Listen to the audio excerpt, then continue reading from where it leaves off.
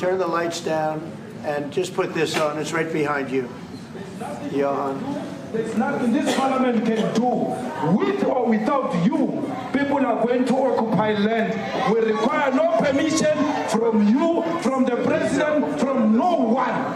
We don't care. We can do whatever you want to do. Who are you to tell us whether we can occupy land or not? We are going to occupy land. South Africa occupy land. That's who we are. Whatever we want to do, we can withdraw my membership from this useless parliament. Yes, honorable member. Must never be scared to kill. A revolution demands that at some point there must be killing, because the killing is part of a revolutionary act.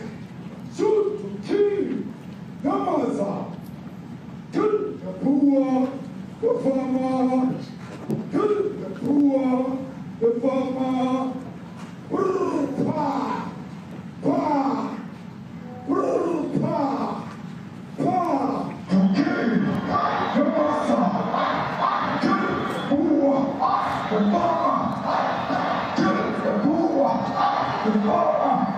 The mayor of DA in PE is a white man. So these people, when you want to hit them hard, go after a white man. They feel a terrible pain because you have touched a white man. Not because Mashawa and Suri will not be touched. They will be touched, don't worry. But we are starting with this whiteness. We are cutting the throat of whiteness. Shoot to kill Yamasa, kill the brewer, the farmer, kill the brewer, the farmer.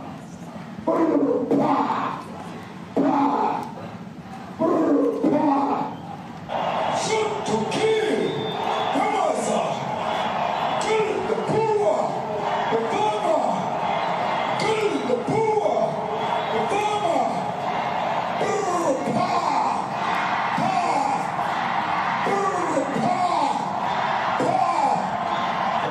I don't know what's going to happen in the future. I'm saying to you, was not called for the killing of white people, at least for now. I can't guarantee the future. Yeah, but I mean, you understand somebody watching that, especially as it gets shared on Twitter, they freak out. It sounds like a genocide. I can't take it.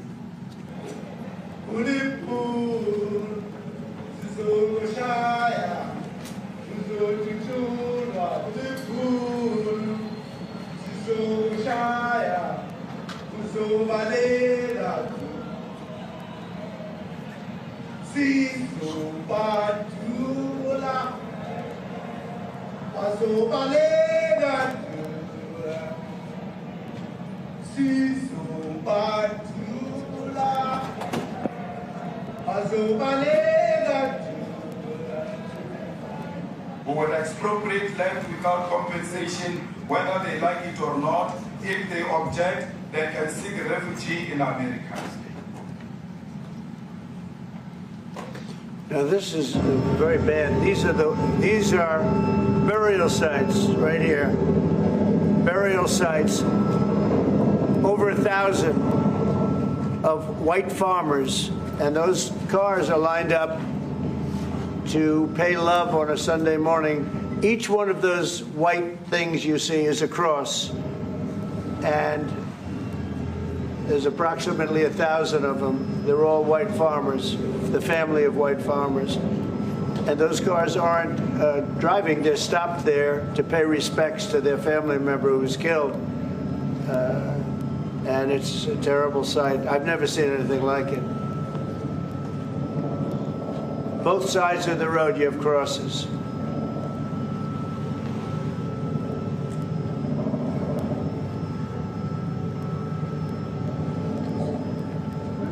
Those people were all killed. Have they told you where that is, Mr. President? No, I'd like to know where that is, because this I've never seen. But, okay. I mean, it's in South Africa, that's where. We need to find out.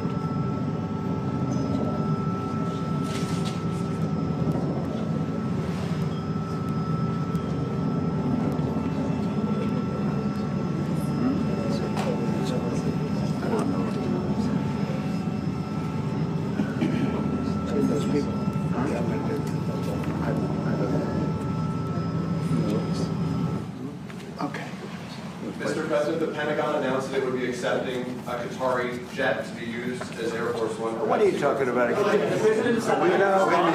are you talking about? You know, you to get out of here.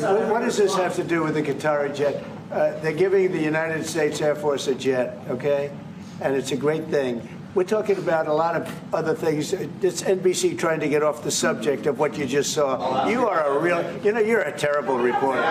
Number one, you don't have what it takes to be a reporter. You're not smart enough. But for you to go into a subject about a jet that was given to the United States Air Force, which is a very nice thing, they also gave $5.1 trillion worth of investment in addition to the jet.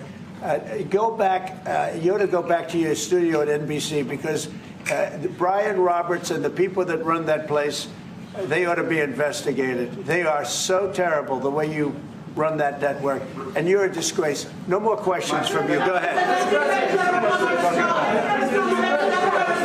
Go ahead, talk about that. His name is Peter something. He's a terrible reporter. Quiet.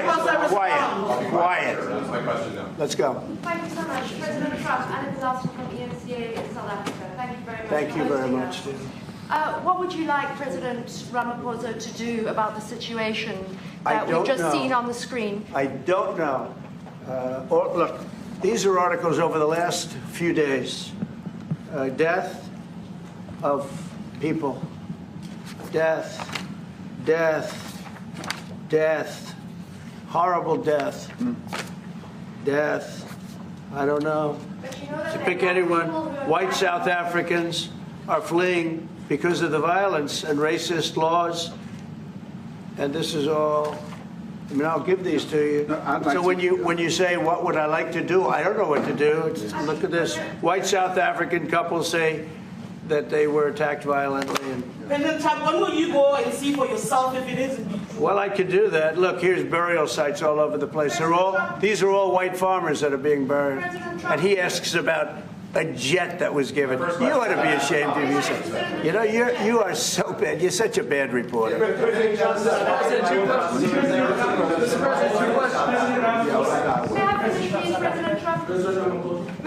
This is one after another. This family was wiped out. I'm just looking. Can we get a report from President Ramaphosa? Your reaction to those videos, Mr. President Trump, Well, I think the videos are so. No. When you look at the videos, I mean, how does it get worse?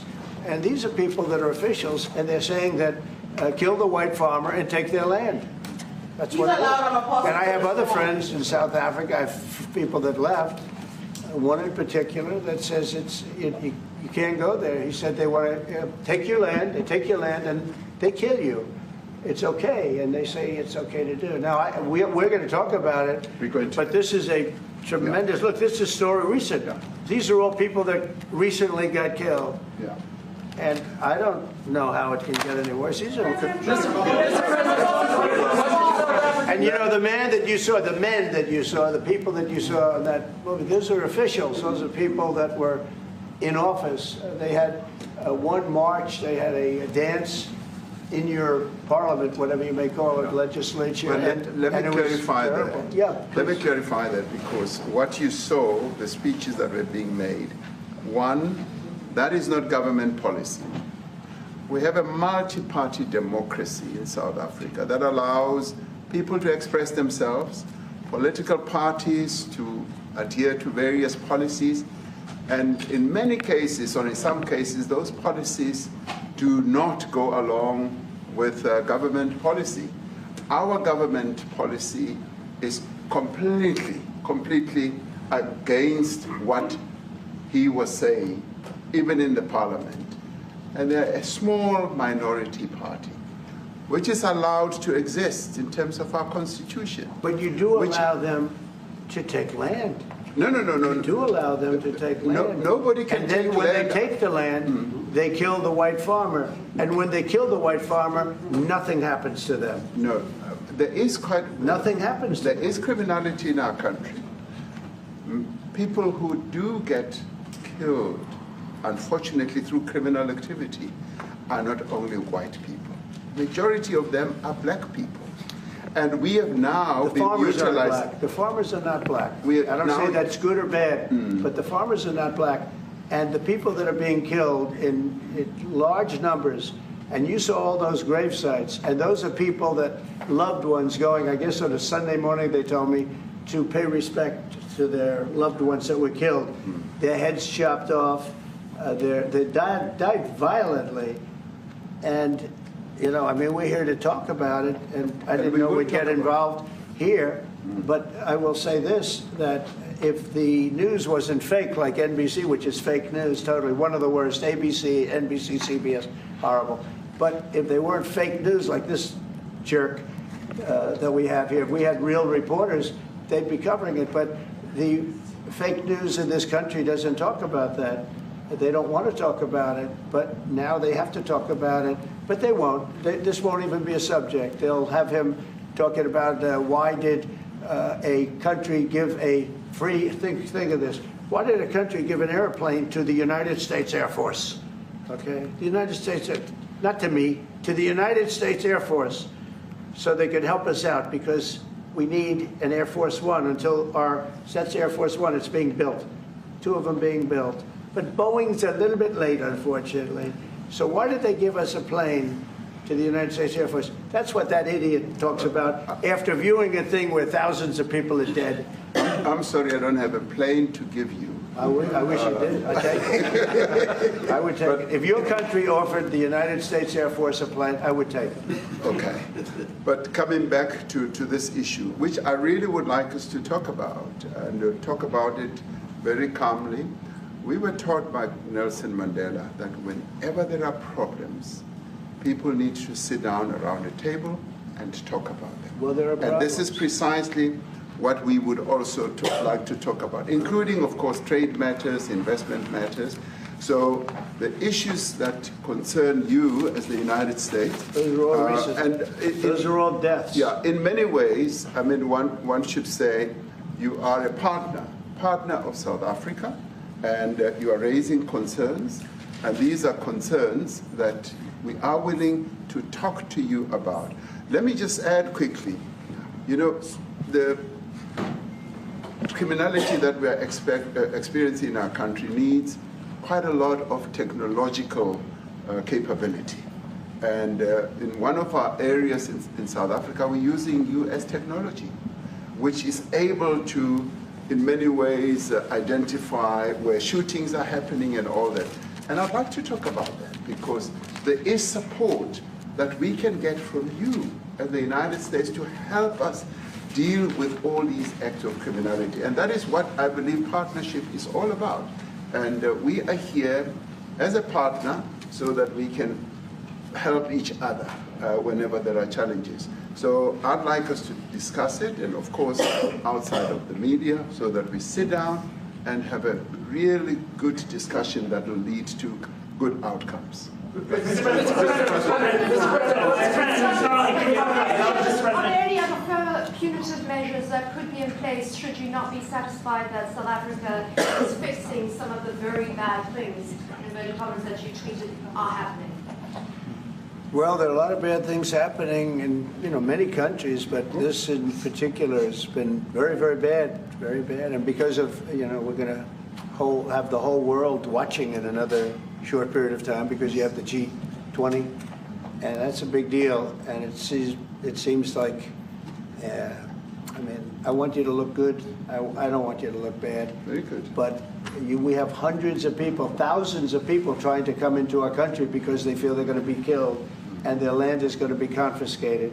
And you do have laws that were passed that gives you the right to confiscate land for no payment. You can take away land for no payment. I want to clarify that, because we have a constitution. Our constitution guarantees and protects the sanctity of tenure of land ownership. And that constitution protects all South Africans with regard to land ownership. However, we do say, because we've got to deal with the past, the government, and as your government also has the right to expropriate land for public use. And you're doing that. And we've never really gotten underway with that. And we are going to be doing so. You're taking people's land away we have not. from them. We have, and those people, in many cases, are being executed. They're being executed. And they happen to be white, and most of them happen to be farmers. Mm-hmm. And that's a tough situation. I don't know how you explain that. How do you explain that? They're taking people's land away, and in many cases, those people are being executed. And in many cases, it's not the government that's doing it. It's people that kill them and then take their land, and nothing happens to them. But we have thousands of people that want to come into our country. They're also going to Australia in a smaller number. Mm-hmm. But we have thousands of people that want to come into our country, and they're white farmers, and they feel that they're going to die in South Africa. And it's a bad thing. Yeah, please. What can South Africa do? What concessions would you like to see them make to improve relations with the United States? Then I have one more for President Ramaphosa afterwards. Well, you know, we just spoke about, I got them a very, very complex machine, 150 of them. I was asked by the president if it could help, and I did that. And, you know, I have great feeling for all countries. Look, I deal with all countries. But I have a great feeling for South Africa because I have friends. I have a couple of friends, a few friends here today. I have many friends from South Africa. But many of those friends are not, they can't go back. I have, Elon is from South Africa. I don't want to get Elon involved. That's all I have to do, get him into another thing. But Elon happens to be from South Africa. This is what Elon wanted. He actually came here on a different subject, sending rockets to Mars, okay? Yes. He likes that better. He likes that subject better. That's right. But Elon is from South Africa, and I don't want to talk to him about that. I don't think it's fair to him. That's right. But I will say that people are fleeing South Africa for their own safety. Their land is being confiscated, and in many cases they're being killed. And that scene of, you see how many crosses they have. Those crosses, that's a dead person in every one of them. And those trucks or cars are paying their respects to all of those dead people on a Sunday morning. That's a rough thing to explain away. And the problem we have, and the way, you know, a correct and a fair media exposes things. But we have a very corrupt media. They won't even report this. If this were the other way around, it would be the biggest story. Now, I will say apartheid, terrible. That was the biggest story. That was reported all the time. This is sort of the opposite of apartheid.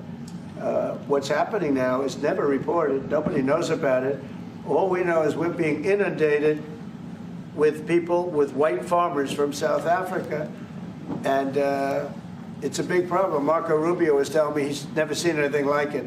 The numbers of people that want to leave South Africa because they feel they're going to be dead very soon. Yes, please. I was going to say, Brian, go. If I could just ask you a question.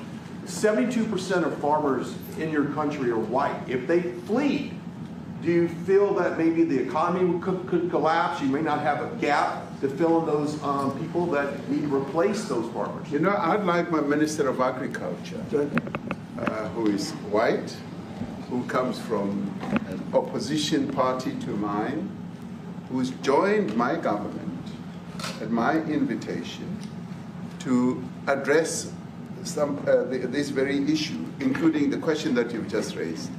John? Thank you very much, Mr. President. Yeah. Mr. President, thank you for welcoming us to the White House.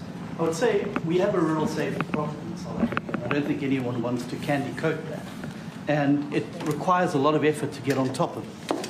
It's going to require more policing resources. It's going to require a different strategy to be able to deal with it. But certainly the majority of South Africa's commercial and smallholder farmers really do want to stay in South Africa and make it work. And I've just come from the largest agricultural show in the Southern Hemisphere with organized agriculture and farmers, and the majority of them want to stay. But they too there have a memorial to those who've died as a result of farm attacks. And as the Minister of Agriculture, it is something that I'm particularly exercised with my colleagues at police and my colleagues in the justice cluster to start making farm attacks and stock theft a priority crime. And it affects all farmers in South Africa, particularly stock theft. It has a disproportionate effect on smallholder black farmers. I also want to just say this. that the two individuals that are in that video that you've seen are both leaders of opposition minority parties in South Africa, Umkhonto we Sizwe under Mr. Zuma and the economic freedom fighters under Mr. Malema. Now, the reason that my party, the Democratic Alliance, which has been an opposition party for over 30 years, chose to join hands with Mr. Ramaphosa's party was precisely to keep those people out of power. We cannot have those people sitting in the union buildings making decisions. And that is why after 30 years of us exchanging barbs across the floor in Parliament and trying to get one over on each other, we've decided to join hands precisely to keep that lot out of government. Because the day they get in to the doors of the union buildings in South Africa or control of our Parliament, that's what you're going to see. And that is why this government, working together, needs the support of our allies around the world so that we can strengthen our hand, grow our economy, and shut the door forever on that rabble getting through the doors of the union bodies, because then South Africa's future would be... So you denounced that type of language in the video that you saw? Oh yes, we've always done so. As government, as my own party, we are completely opposed to that. We, in 1955, adopted a document which said South Africa belongs to all who live in it. But why wouldn't you arrest that man? That man said, kill the white farmers, kill the white farmers. And then he danced, and he's dancing, and it's kill the white farmers. I think, I'm not sure, but I think if somebody got up in Parliament and started saying kill a certain group of people, he would be arrested very quickly. That man is going all over South Africa, and that's not a small party. That was a stadium that holds 100,000 people, and I hardly saw an empty seat. That's a lot of people. That's a lot of representation. And those crosses, we have dead white people, dead white farmers, mostly. And you take a look at Australia. They're being inundated, and we're being inundated with people that want to get out. And their farm is valueless. It's valueless. And they just want to get out with their life. And this is a very serious situation. And if we had a real news or real press or media, we don't have that because they won't talk about this because they're all guys like that idiot. But if we had a real press, it would be exposed. And you know, the beauty of exposing it is it's like a cleansing action. When it gets exposed, it'll get fixed. That's when it'll get fixed. But people don't talk about it. And I'll tell you who's talking about the thousands of people that are fleeing South Africa right now. We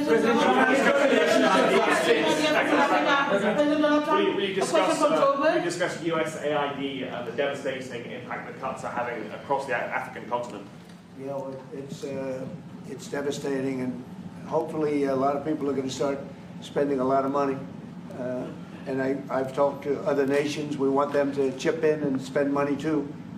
And we've spent a lot. And it's a tremendous problem going on in many countries. A lot of problems going on. The United States always gets the request for money. Nobody else helps, as you know. Europe doesn't help. Europe hasn't given anything. All they do is sue our companies. You know, they sue Apple, and they sue all of our companies. Apple had to pay $17 billion on a nonsense lawsuit. Very unfair. But we're going to always be there to help. President, the Afrikaner extravagant rise to South African broadcasting. If this Afrikaner resettlement issue is resolved, you're going to go into a room after this, you guys are going to talk. If it is resolved, what is the potential for the future-looking relationship between the United States? It's got to be resolved. It should be resolved.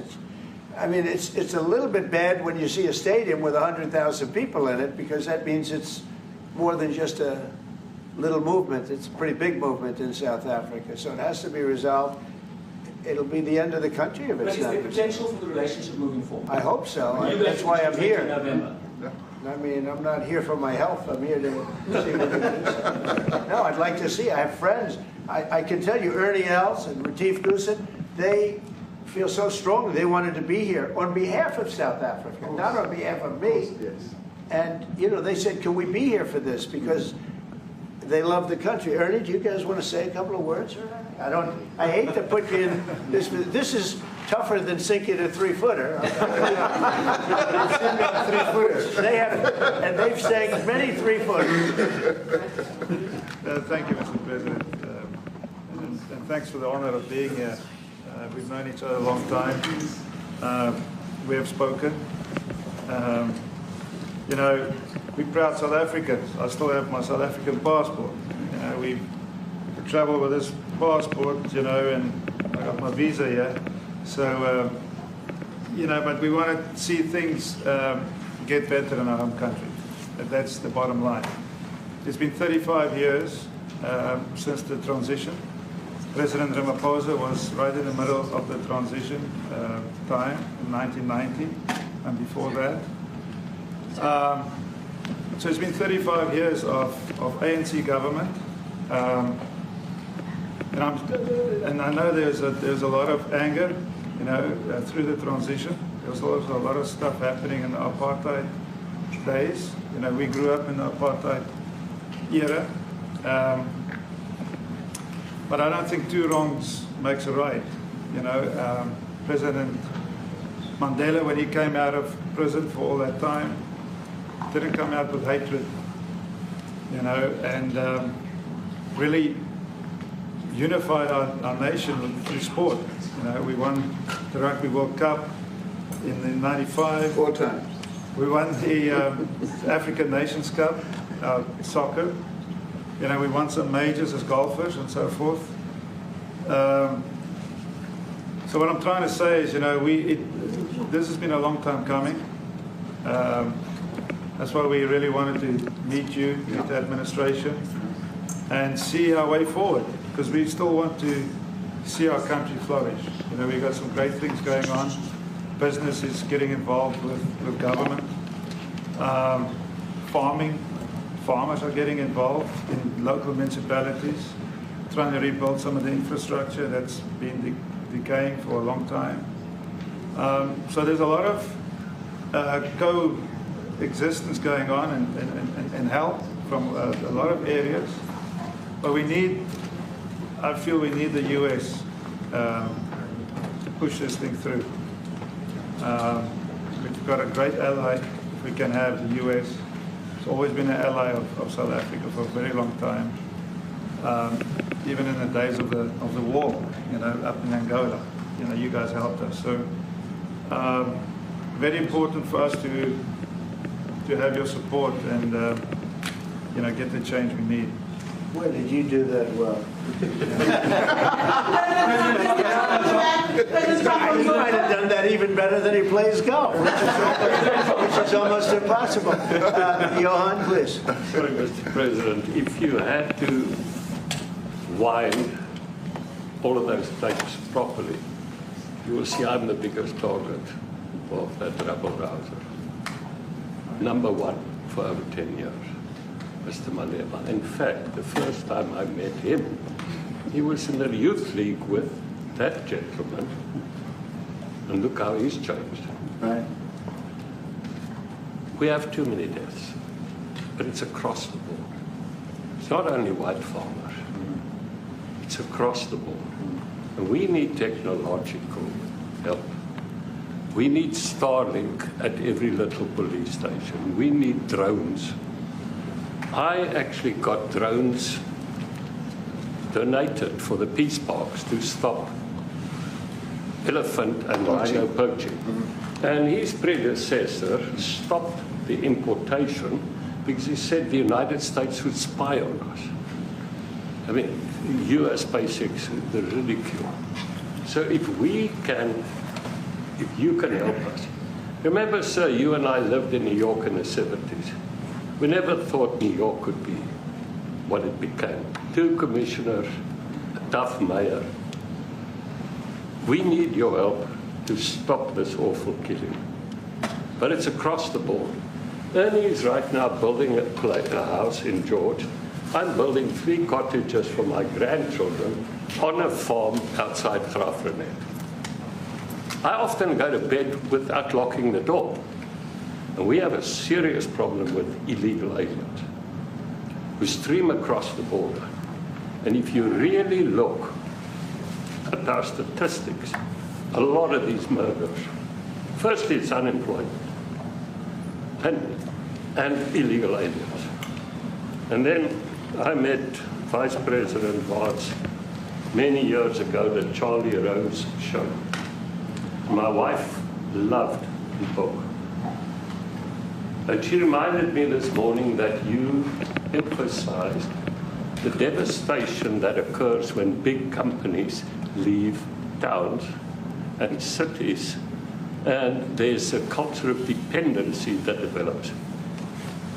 And I remember you discussing it. Now that's our problem. If we don't get our economy to grow, the culture of dependency and the lawlessness will increase. I've again been against apartheid all my life, and I'm their #1 target. Please just Google my name and Malema. You'll see it, sir. He marched on the farm. But the crime is bad. The crime is terrible, sir, but Mr. Steenhuisen won't admit to it, but he runs the Western Cape, where I live. And the biggest murder rate is in the Cape Flats. Gangs. We've got gang warfare. Like your M33, whatever these guys.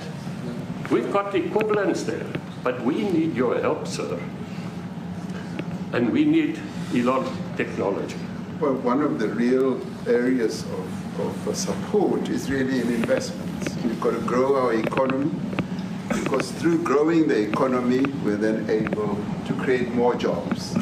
Because crime really thrives where there is inequality and unemployment. And that is one of the reasons that has brought us here, to improve our investment relations, our trade relations, so that we can preserve the number of jobs that your companies have created in South Africa. By virtue of what we export to you, we are able to create up to 500,000 jobs in the auto industry, in the agricultural industry, and a number of other industries, mining, where we export things to you. And we also know that as South African companies invest here, you are also able to create jobs. So it's a mutually beneficial relationship.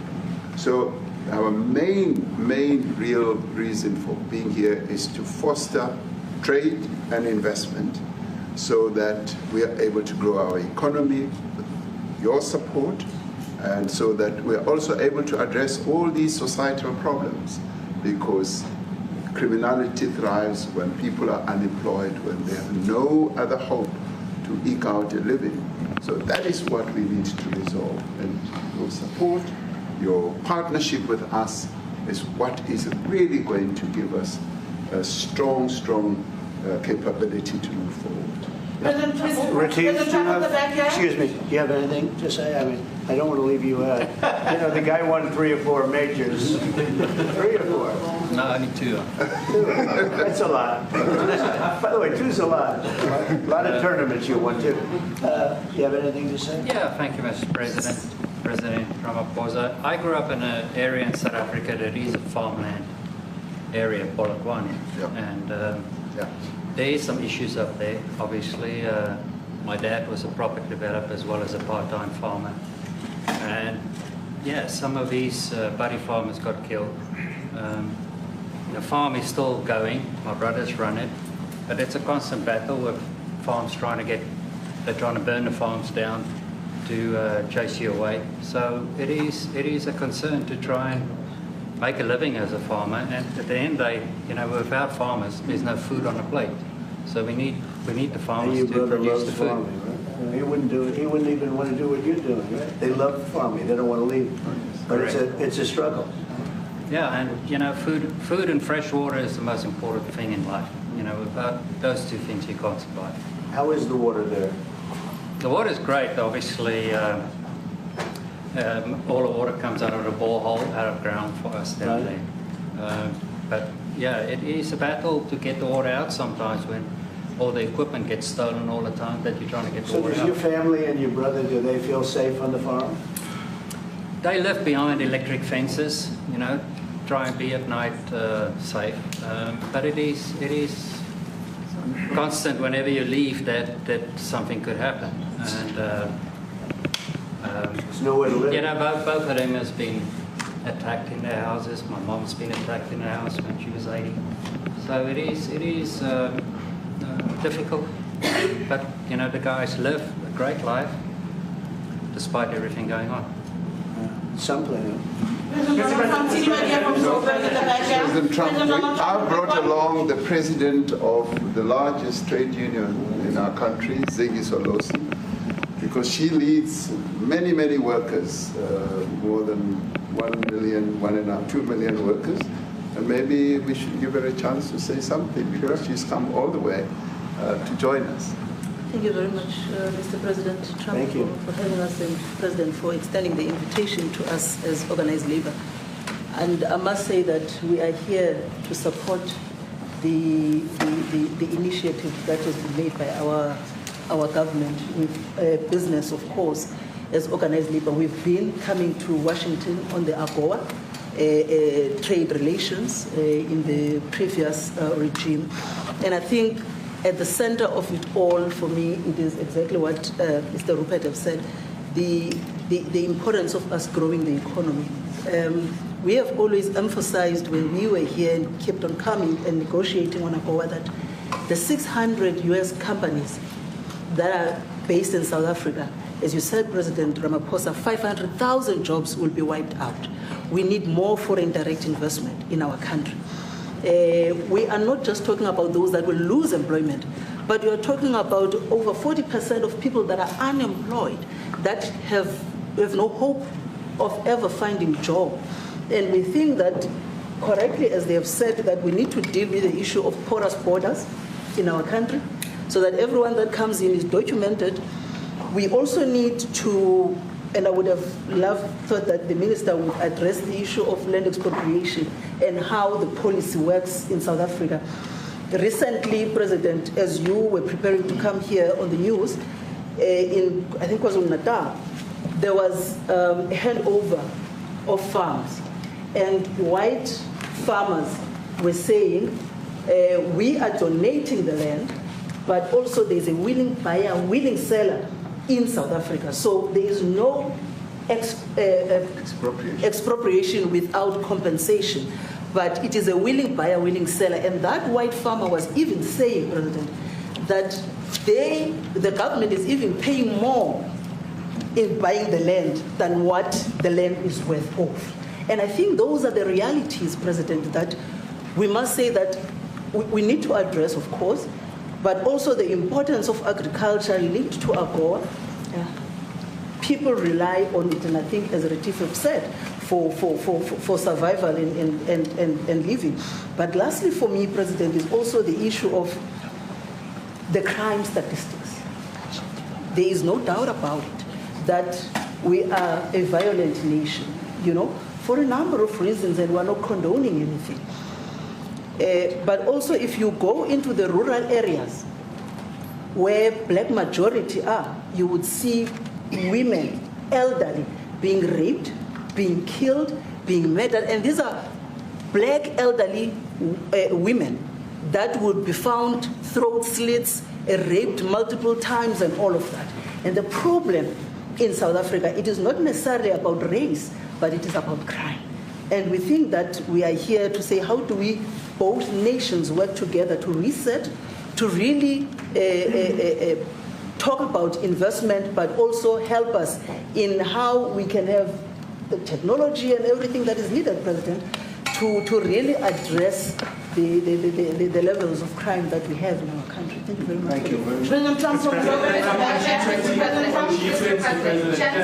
genocide is a very strong word. I'm wondering if you can make up your mind as to whether you believe genocide is occurring in South Africa, or you still have doubts, and if you have made up your mind, why invite President Ramaphosa here today?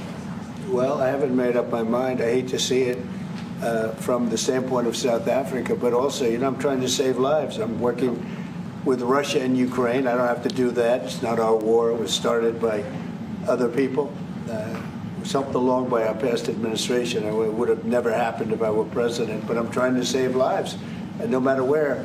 Rwanda, I have nothing to do with Rwanda and the Congo, but I felt I had a very talented person in this administration, and I sent him there, and he did an unbelievable job, I think. I mean, we're going to find out, but he's done the hardest part of the job. It should happen.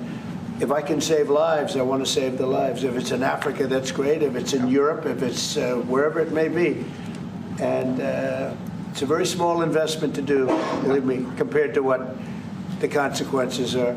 So I hope we can do something. Look, I have so many friends. These two men, I have great admiration for them because I know what they do for a living. Yeah. And that's a very hard living, going from city to city, from country to country, and hitting a ball 350 yards like they do. Better than you and I. Getting the ball in the hole. It's a very tough, with lots of people watching, right? Yes, that's a very tough living.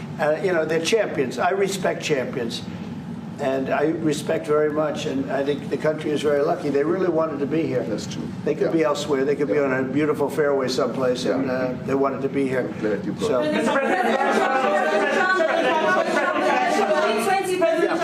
My name is Yanda Ngobo from Newsroom Africa in South Africa. Good. How important is it for the United States to be at our G20 summit in November, given the relationship between our two countries? You just heard what has been said to you just now. Are you coming, and are you preparing to come? So without the United States, the G20, just like the G7, used to be the G8, but brilliantly they threw Russia out.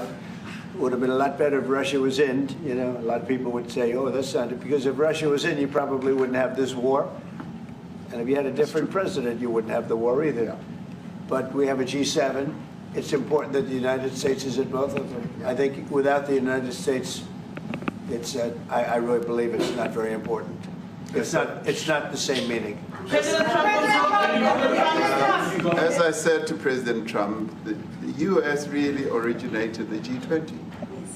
And it's important that the United States continues to play a key role in the G20. And we are privileged to be the president of the G20, but we are even overjoyed that we are going to hand over to the United States, who are the originators.